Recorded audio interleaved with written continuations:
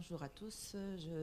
J'aimerais exprimer le bonheur de l'équipe du projet d'avoir fait cette expérience et d'avoir vécu concrètement comment la solution blockchain, la technologie blockchain peut apporter des solutions à des problématiques qui auparavant n'étaient pas viables économiquement ou inefficientes. Et c'est le cas, ça va être le cas. On va vous exposer notre expérience avec les chèques irréguliers. Je vais commencer par donner des données statistiques sur l'utilisation du chèque pour mesurer l'impact qu'aurait cette solution sur ce moyen de paiement. Donc le chèque, donc le chèque demeure le moyen de paiement le plus utilisé en Tunisie, avec une part de 58% du volume global des valeurs télécompensées. Donc les deux schémas, on trouve que, mais en nombre, donc ça représente uniquement 46%, et on observe quand même une certaine décélération de l'utilisation du chèque au profit du virement. Mais quand même, en nombre de chèques émis en 2017, c'est quand même 25 millions de chèques. Et en volume, c'est pratiquement le PIB du pays. Donc malgré tout, c'est le leader des moyens de paiement en Tunisie.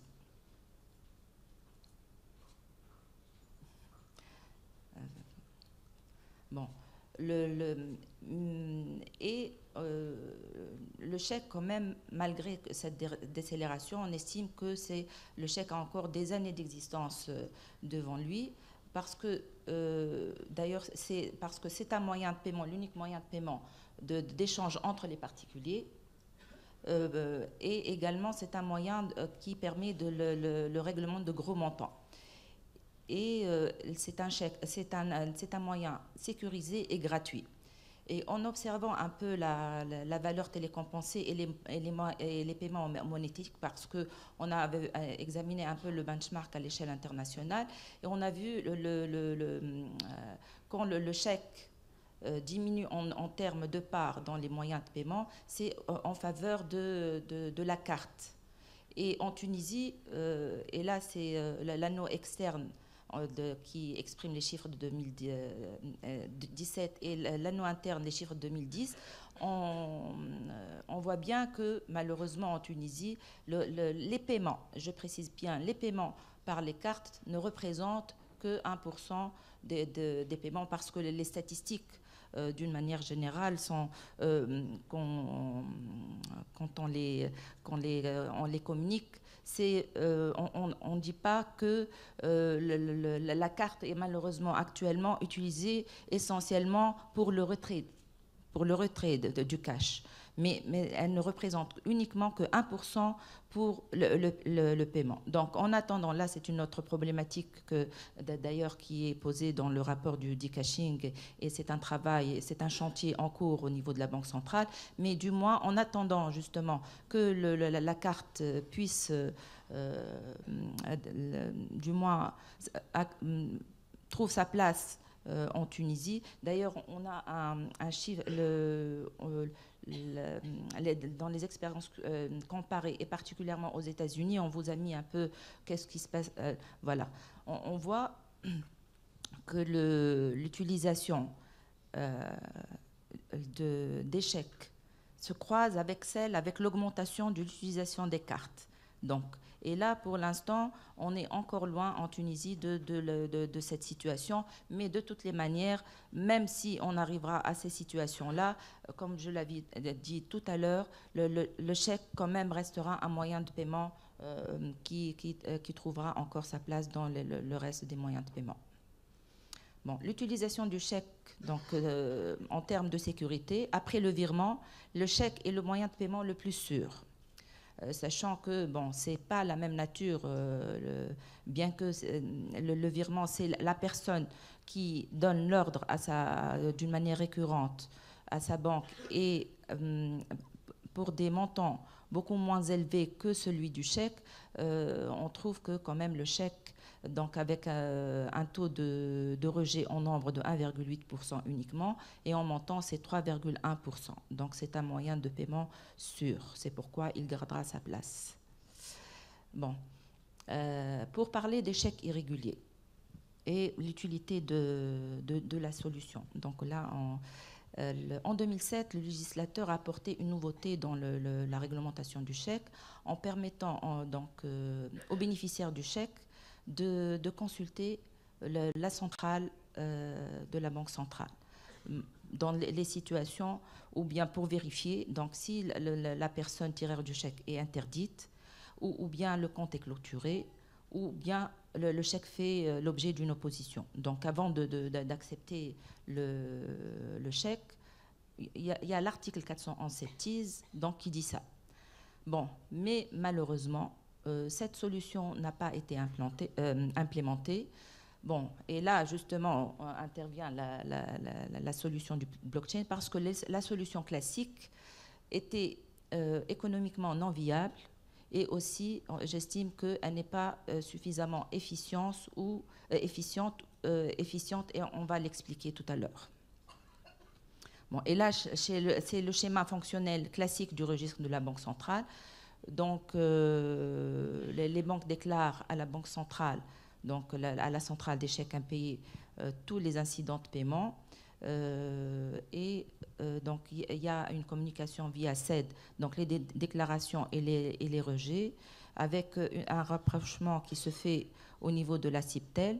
Et là, à travers le service d'accès, on accède à la centrale des chèques impayés pour qu'on puisse consulter cette centrale. Bon. Mais la solution, justement, n'a pas été développée en raison des... Voilà, on voit la solution centralisée. Il y a beaucoup d'inconvénients qui ont fait que... mais maintenant, j'estime, avec l'équipe Talent, avec en quelques jours, même pas une semaine, on a pu développer une solution. Donc, les critères de toute solution d'accès, donc le premier critère, c'est l'intégrité des données. Donc, avec la solution centralisée, l'intégrité est relative parce que, justement, on n'a pas accès directement aux données. Par contre, la solution blockchain permet d'accéder directement aux données là où elles se trouvent. La mise à jour des données. Donc, avec la blockchain, on a accès à des données qui font l'objet d'une actualisation instantanée. Par contre, au niveau de la centrale, c'est des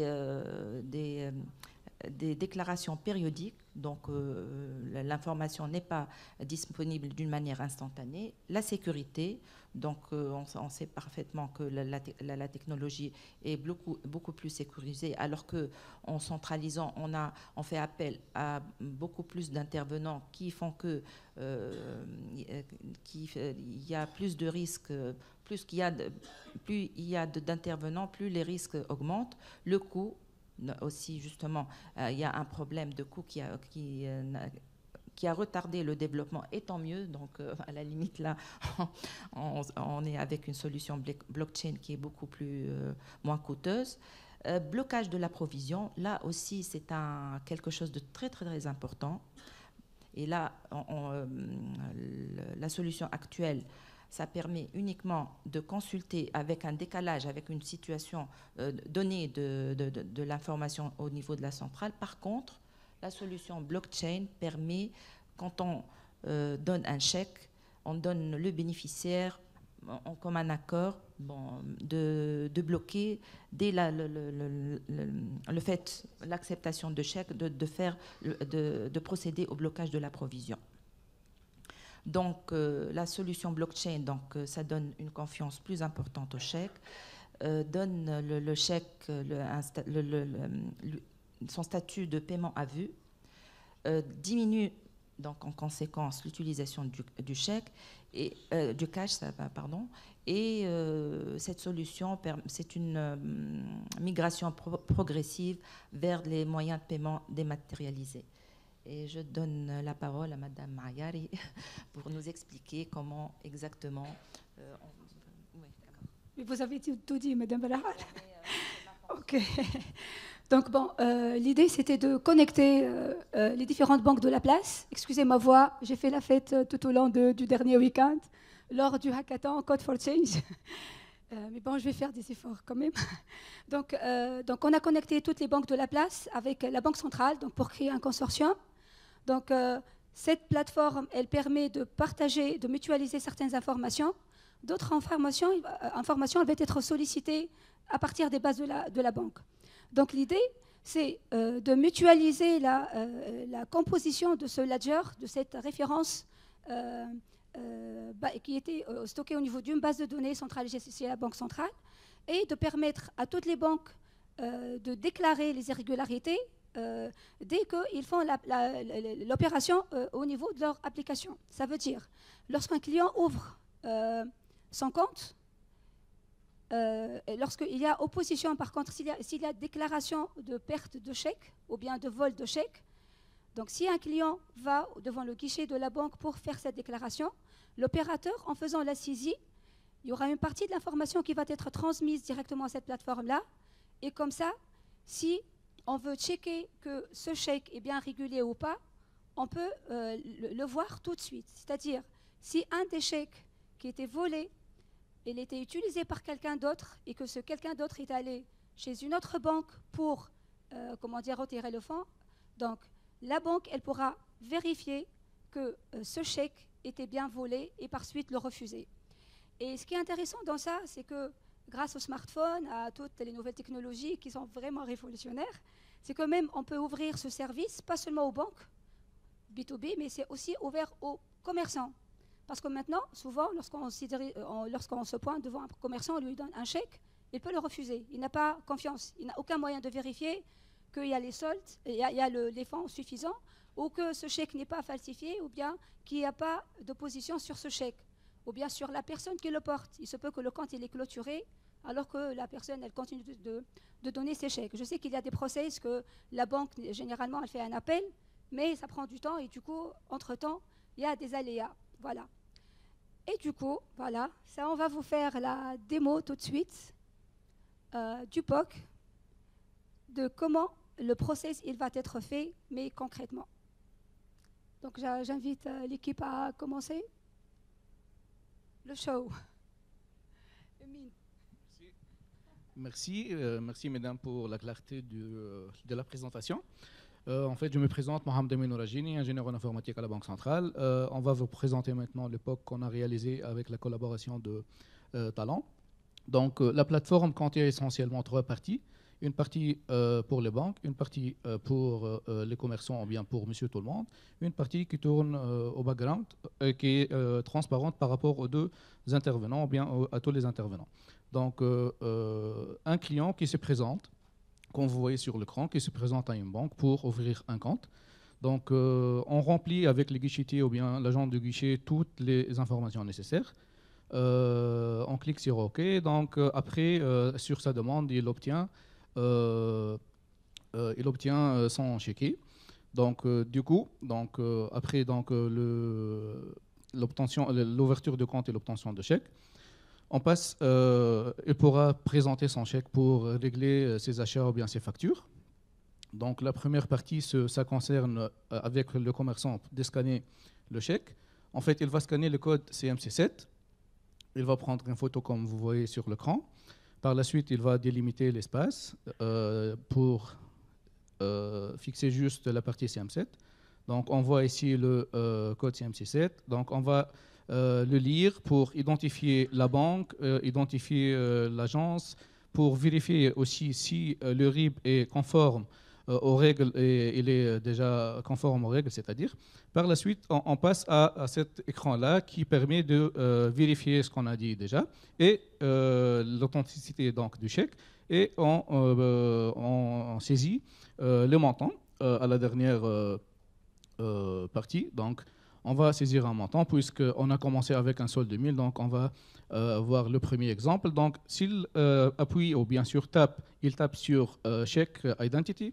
Donc, le commerçant va demander par la suite au tireur ou bien de porteur de chèque de lui montrer sa carte d'identité pour, après l'authentification ou bien la vérification de l'authenticité du chèque lui-même, on va vérifier l'identité de porteur.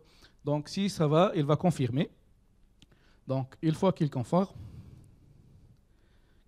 que tout va bien, Donc, le résultat se fait, et ça paraît ici, que le chèque de 1 est régulé, il n'y a pas une irrégularité, donc comme l'a dit Madame Barahal, le compte n'est pas clôturé, le chèque n'est pas volé ou bien perdu, et aussi il n'a pas une interdiction de chéquier. Donc à ce stade-là, le commerçant demande au citoyen qui a lui porté le chèque s'il veut bloquer la somme inscrite sur le chèque ou non. Donc s'il accepte, on clique sur Yes. Donc après, on va donner le téléphone au citoyen pour taper son code confidentiel afin de sécuriser au maximum l'opération et le process se termine à ce stade. Pour le chéquier, pour le porteur de chèque et pour le commerçant, donc il a toute la garantie qu'il aura pas même les 1,8% de irrégularité ou bien de rejet que Mme Barhal a évoqué tout à l'heure. Donc on va vérifier sur notre plateforme que l'opération a été bien inscrite dans nos registres et que le chèque a été accepté et les fonds ont été bloqués. Donc maintenant, on va passer à un deuxième showcase. Donc le deuxième, c'est si par exemple, non, c'est pas ça, le solde est insuffisant dans le deuxième scénario. D'accord.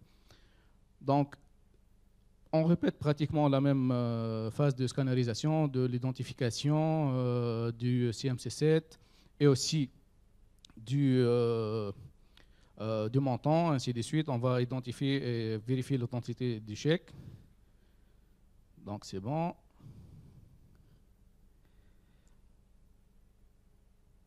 On clique par la suite sur Next. Le montant il va être supérieur, par exemple, à 1200 par exemple dinars. Donc, on va vérifier l'identité. Donc, le porteur est conforme, c'est-à-dire sa carte d'identité au porteur du chèque. Donc, on va confirmer. L'opération se dirige pratiquement vers la blockchain pour nous dire que le chèque est régulier. Par contre, les fonds ou bien les soldes ne suffisent pas pour couvrir cette opération. Ici, on laisse les choix pour les commerçants d'accepter ou de refuser d'accepter ce chèque. Donc, soit il accepte, soit il refuse. Et il a toute la responsabilité par la suite s'il y y aura un incident de non-paiement, et ainsi de suite. Donc, pour la troisième, donc, on va, un citoyen qui a le chèque a perdu, par exemple, son chèque ou bien son chéquier. Il va déclarer ça à sa banque. Donc, on va ajouter une opposition au niveau de la plateforme. Donc,